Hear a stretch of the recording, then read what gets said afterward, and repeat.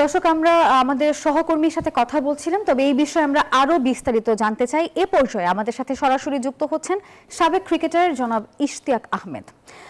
জনাব ইশতিয়াক আহমেদ, নিশ্চয়ই আপনি আমাকে শুনতে পাচ্ছেন। আপনাকে স্বাগত জানাচ্ছি নিউজ 24 এর আজকের এই সংবাদে। জানাবেন, এই যে বিপিএল স্থগিত হলো, আবার বিসিবির মধ্যে এই যে অন্তকোন্দল, ক্রিকেটাঙ্গনে আসলে এর ফলে কি ধরনের প্রভাব পড়তে পারে? আমি কোশ্চেনটা একটু ক্লিয়ারলি, এত কথাবার্তা হচ্ছে না, শুনতে পারিনি। আপনি ক্লিয়ারলি কোশ্চেনটা করেন, আমি বলতে পারছি। আপনার কাছে প্রশ্ন ছিল, আমরা যে জানতে পারলাম বিপিএল স্থগিত ঘোষণা করা হয়েছে, আবার বিসিবির মধ্যে যে অন্তকোন্দল, এর ফলে ক্রিকেটাঙ্গনে আসলে কি ধরনের প্রভাব পড়তে পারে? ধন্যবাদ। এইটা যে ঘটনার উপরে ভিত্তি করা হয়েছে, এটা দুঃখজনক।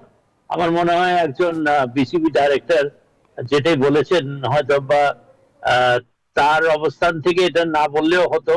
এটা একটু কঠোর শুনিয়েছে, একটু হয়তো বা উগ্র কিংবা একটু অধ্যত আহ শুনতে শুনতে লাগতে পারে। আমার মনে হয় এটা ক্রিকেটারদের সেন্টিমেন্টে লেগেছে।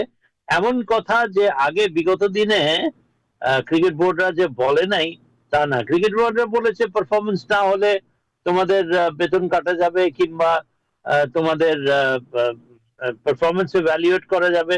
সেটাও যে একটু শক্ত করে যে বলে নাই তা না।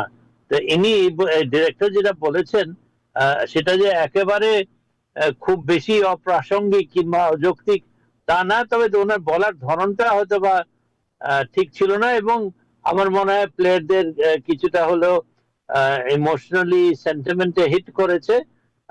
খুব বেশি হলে আমি মনে করি যে। জনাব ইশতিয়াক, ধন্যবাদ আপনাকে।